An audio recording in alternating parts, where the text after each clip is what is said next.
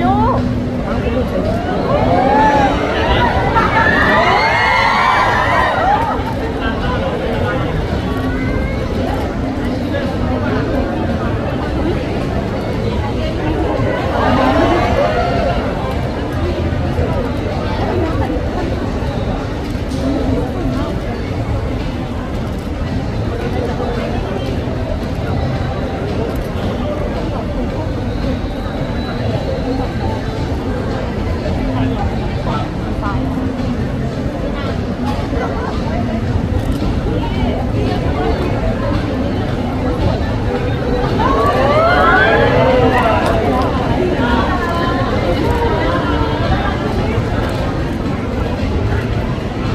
น่ารักไหมครับ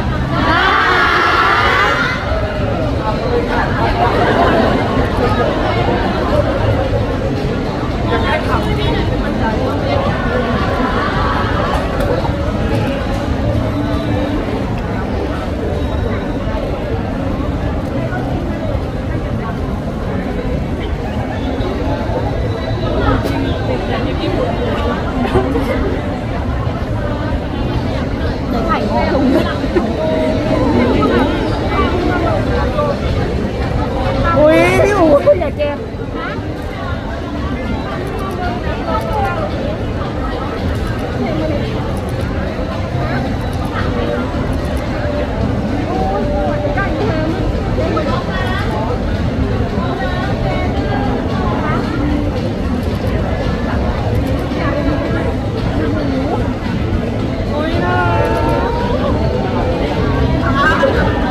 มันมีแอปส่งต่อโทรศัพท์อยู่ถ้ารุ่นเดียวมันส่งแบบเจอเดี๋ยวค่อยไปสอนที่เดี๋ยวนะขายคือบอกว่าอะไรมันลงขันตังมันไม่อยากขายได้แต่ดูเลยแอปคุณแฟนทำหัวทิ่มอุ้ย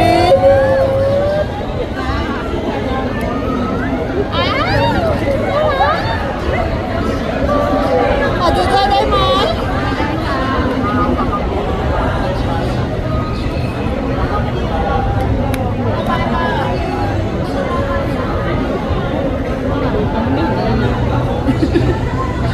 ไปลงสัมภาษณ์ไปดูมันถ่ายยาก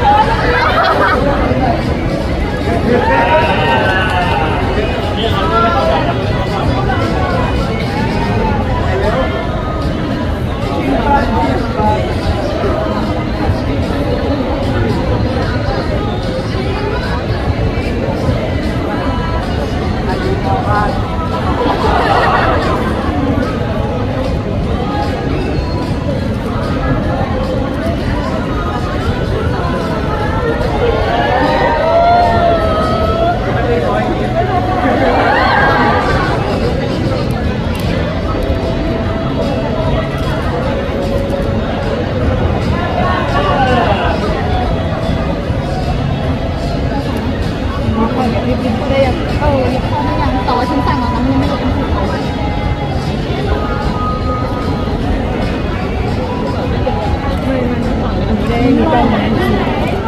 อันนี้เราจะโดนตัดแค่ตัวเสียต้องคือเฮ้ยซีบังอ่ะซีย่อได้ไหม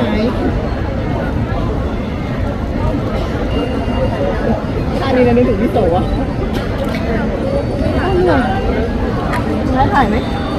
ถ้าเรามีอะไรบ้างมันยืนจะไม่ออกจากคอมันจะได้แข็งง่าย ไม่คือถ้ายกออกไปแบบไม่ตอนแรกอ่ะมันไม่ยกเขาทิ้งตัวเบารู้ว่าเขาถือโทรศัพท์นะคะขับของเขาเขาลง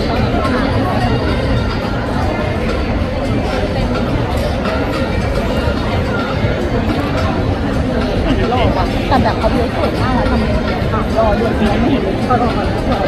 เขาเสียบไข่เข้าไปเลยเอารถลุกขึ้นมาให้ได้ก่อน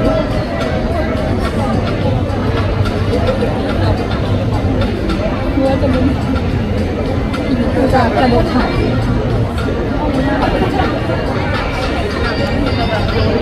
ก็รับ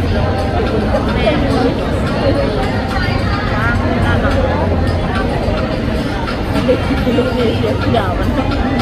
ใช่เพื่อน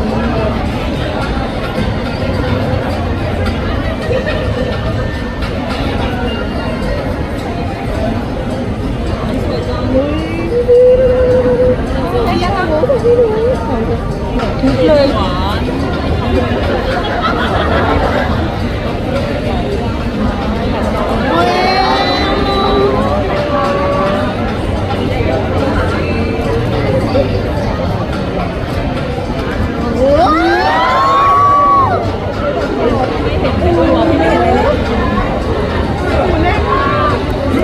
อย่าได้เกิดเลยนะ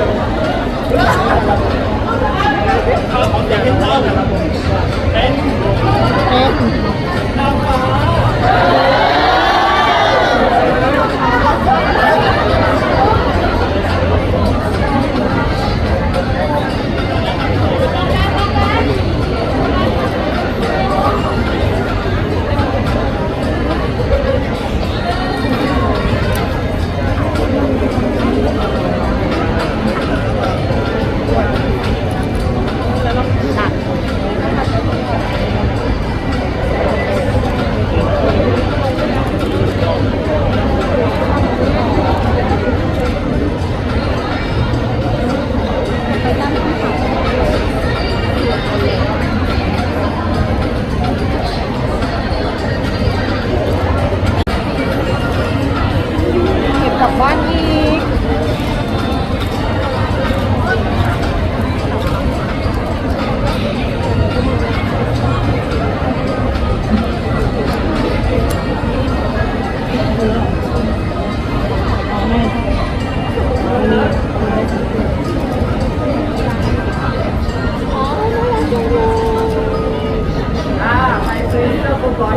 โอ้โหโอ้ยถ่ายกันเองแต่ดันมาได้ไม่ถ่ายกันน้องนะที่ร้อยตัว ดูถ่ายกันเองได้ไหม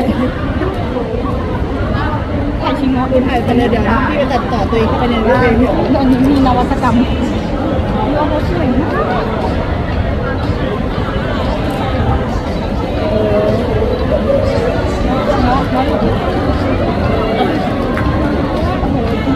ผลไม้ตรงนั้นไม่ผลไม้จริงกดรูปมา ปั๊บเลยตรงนี้สวย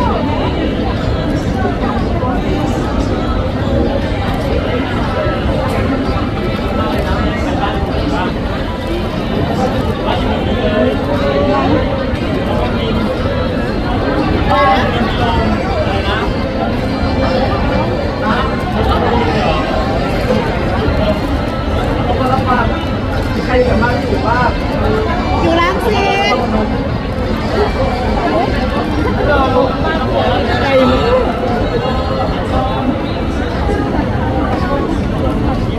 สวัสดีครับข่าวโจข่าวสบายดีเอาเราไปเยอะๆหน่อยได้ไหม เอ้าคุณได้แต่หู จริงเหรอไม่ได้เลยน้อยแต่เลย น้องอู๋ก็หันมาบ่อยมาก